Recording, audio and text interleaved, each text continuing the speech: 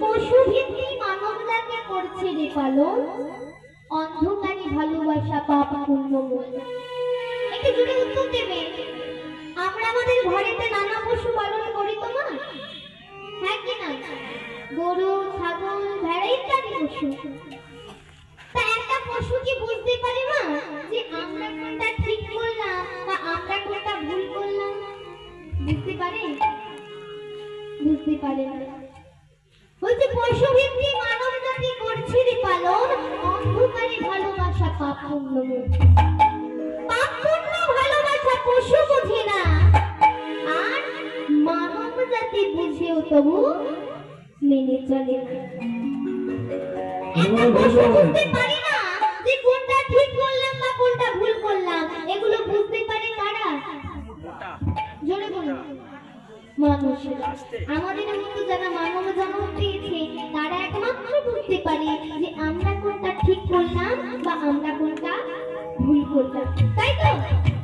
কিন্তু মানো এই মানব জন্ম পেয়ে এটা আমরা বুঝেই বা কি করলাম? কিছু বললাম? ভুলটাকে ঠিক করলাম, ভুলটাকে সারা জীবন ভুলিয়ে রেখে দিলাম। তাহলে পার্থক্যটা কোথায় রইল? তারা তো পশু, তারা জানে না কোনটা ঠিক আর কোনটা ভুল, জানি তো আমরা। তা আমরা কেন জেনেও আমাদের ভুলটাকে ঠিক করলাম না?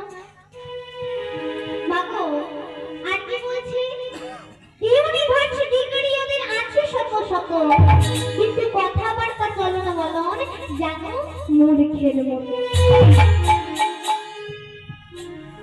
দেখবেন না যারা একটু উচ্চ শিক্ষায় শিক্ষিত, যাদের অনেক ডিগ্রি আছে, এমন একটি মানুষ আছে, সবাই নয়, এমন একটি মানুষ আছে যে তারা আমাদের মতো মানুষকে মানুষ বলে মনে করে না।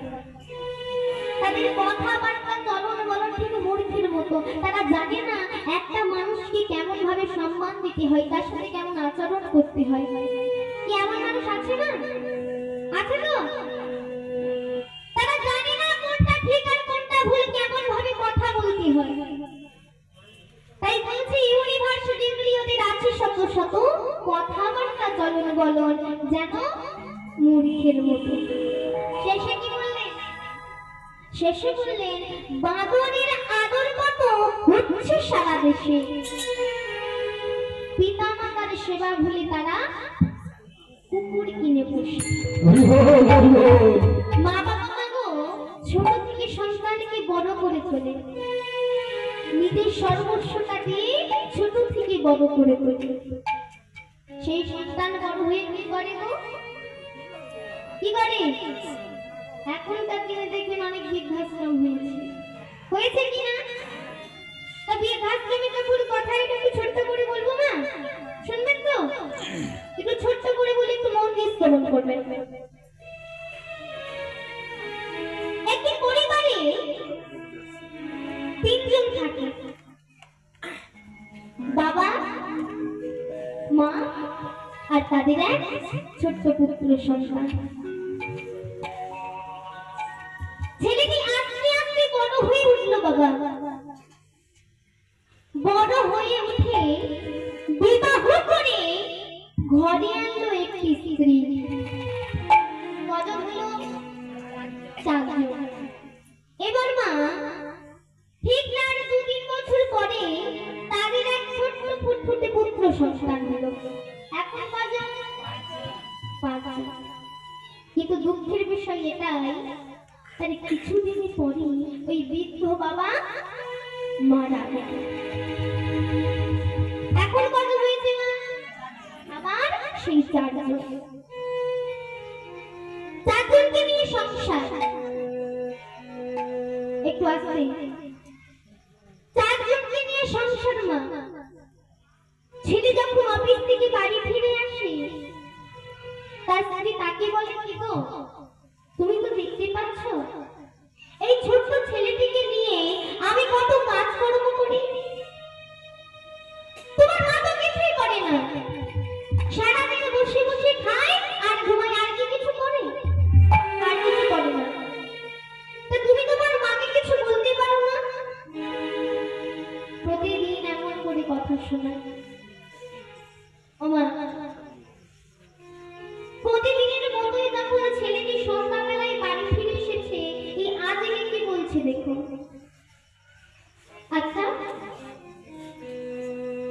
তোমাকে আর প্রতিদিন বলে বলে আমি পারি না।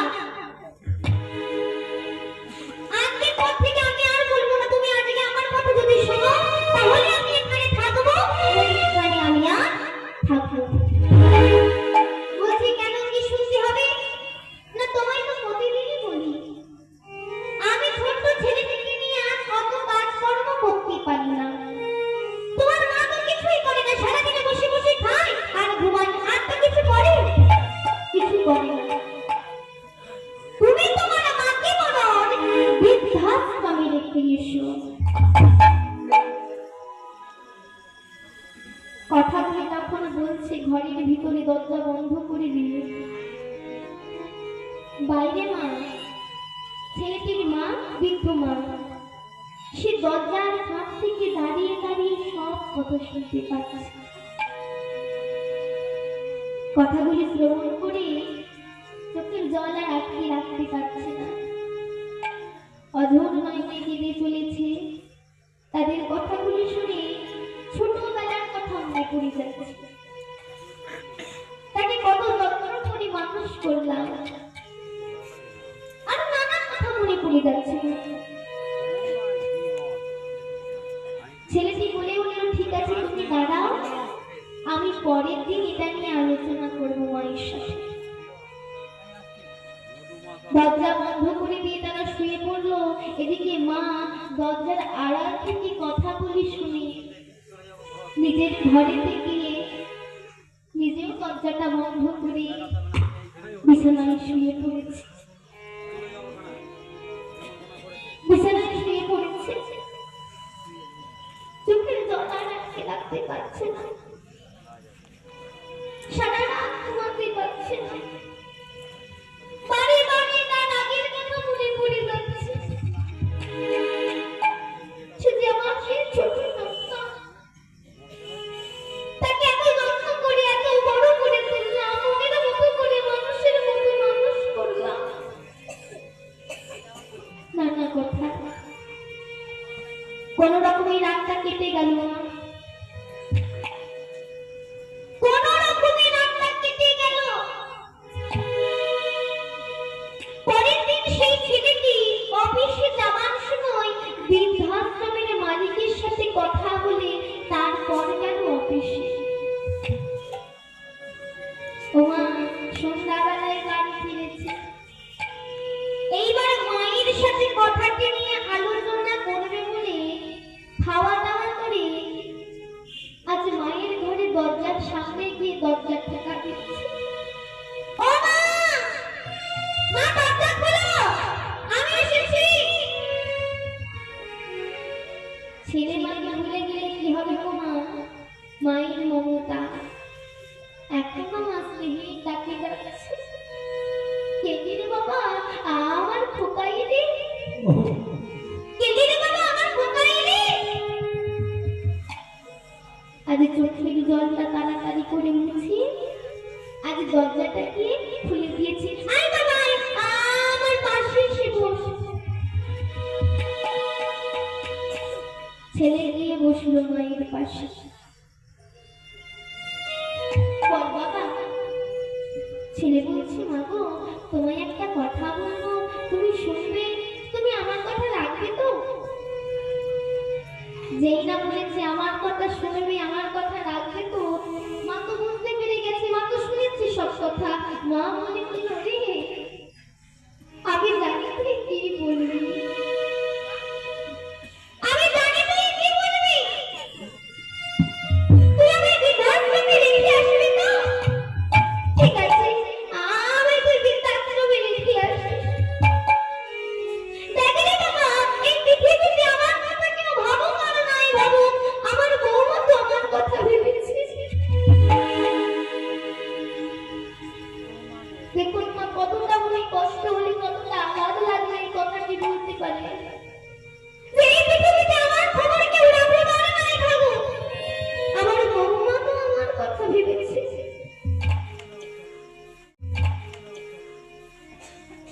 ঠিক আছে, রেখে আসি সবাই তুই বৃদ্ধাশ্রমে।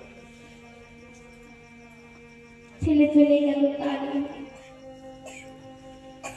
মাও আজ চোখের জল নিয়ে আজ দরজাটা বন্ধ করে আবার শুয়ে পড়েছে। চোখের জল আর আজকে রাখতে পারছে না, সারা রাত অঝোর গরমে কেঁদে চলেছে।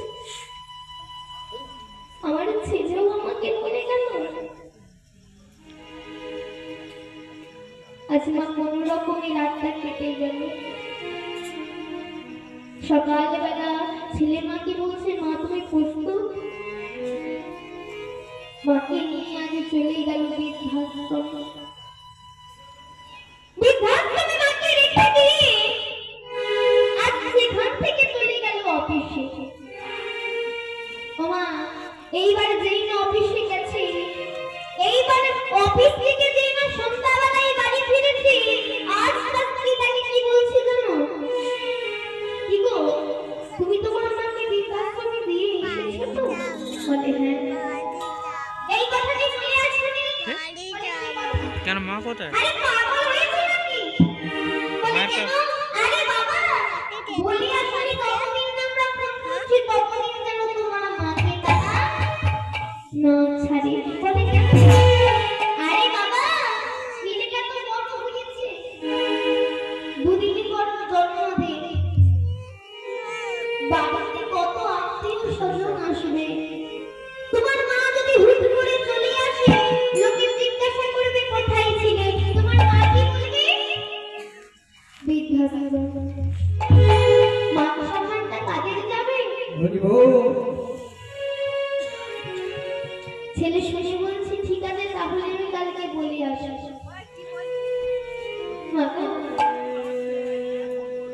ঠিকঠাক পরের দিন আবার প্রতিদিনের মতো অফিসে যাওয়ার সময় বৃদ্ধাশ্রমের মালিকের সাথে কথা বলবে বলে যেই না বৃদ্ধাশ্রমে ঢুকবে, একটা সময় দূর থেকে দেখতে পেল মা বসে আছে মালিকের আসনে, আর মালিক বসে আছে নিচে। মনে একটু সন্দেহ হলো, এ কি আমার মা বসে আছে মালিকের আসনে আর মালিক বসে আছে নিচে? একবার গিয়ে দেখি তো। ভিতরে গিয়ে আজ মাকে বলছো, মা তুমি একটু ভিতরে যাও তো, আমি একটু মালিকের সাথে কথা বলবো। ছেলের মালিককে কি বলছে শুনবার জন্য ঘরের ভিতরে ঢুকে আলাদা করে দরজাটা বন্ধ করে দিয়েছে। আজ আলাদা করে দরজাটা বন্ধ করে দিয়েছে যাতে শুনতে পাই ছেলে মালিককে কি বলছে। ছেলেটি মালিককে গিয়ে বলছি, আচ্ছা আপনি কেন বসে আছেন নিচে আর আমার মা কেন বসেছিল উপরে? বলো। যেই না প্রশ্ন সে করেছে, আজ মাগো মালিক মাতা কাঁদতে কাঁদতে বলছে, আজ আমার কথাটা বলা ঠিক হবে কি জানি না। আর যদি না বলি হয়তো বিধাতা আমায় ক্ষমা করবে না। বলি কেন? আজ থেকে 25 বছর আগে তোমাদের বাড়ির পাশে আমার একটি অনাথ আশ্রম ছিল। তোমার মা বাবার কোনো সন্তান ছিল না। তোমার মা বাবা কাঁদতে কাঁদতে আমার অনাথ আশ্রমে এসে ফিরেছিল, আমায় একটি সন্তান দেবে, তাকে আমরা মানুষের মতো মানুষ করে তুলব।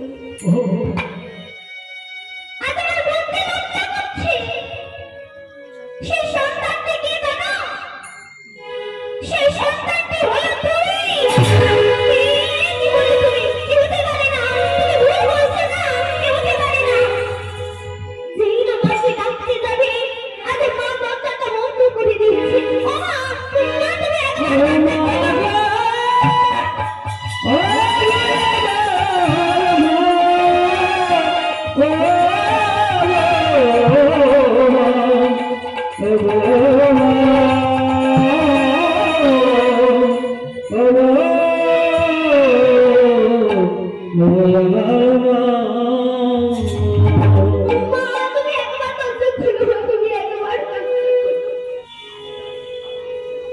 মাকে বাড়ি বাড়ি ডাকছে, মা তোমার দরজা খুলছে না। আজ চোখের জলে মুখের জলে আজ মাকে বাড়ি বাড়ি দরজা ধক্কা দিচ্ছে। তুমি একবার দরজা খুলো, আমার যে বড় ভুল হয়ে গেছে। তুমি আমায় একটি সুযোগ দাও মা, তুমি একবার দরজা খুলো। যখন মা দরজা খুলছে না, আজ সবাই মিলে দরজাটা যেই না ভেঙে ফেলেছে। কি না না, তুমি একে করেছো, একে হতে পারে না, তুমি একে করেছো মা। দেখছি আজ মা পাখার সাথে ঝুলে আছে, একে হতে পারে না। তাড়াতাড়ি করে গিয়ে মায়ের দিকে চলো না করে ধরে বলছে, মা গো তুমি ফিরে এসো, আমি যে বড় ভুল করেছি মা, তুমি আমার কাছে একবার ফিরে এসো, আমায় একটি সুযোগ দাও। তোমার গর্ভে জননী, তোমায় চিনলাম না, বড় হলাম মানুষ হলাম, তোমায় চিনলাম না। মাগো আমার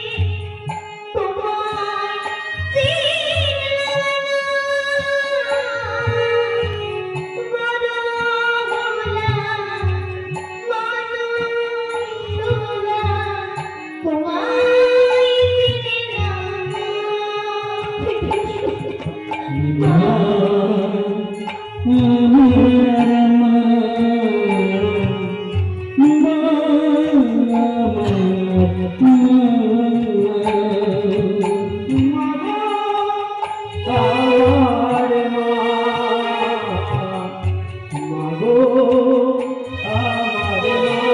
মা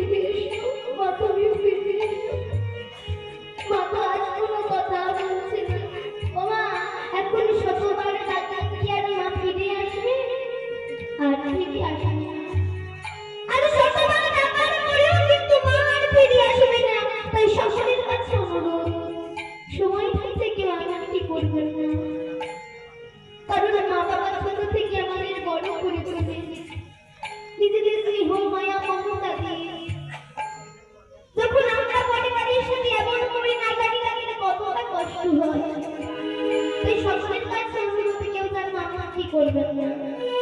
আজ শতবার টাকার পরেও কিন্তু মহান ফিরে আসে না।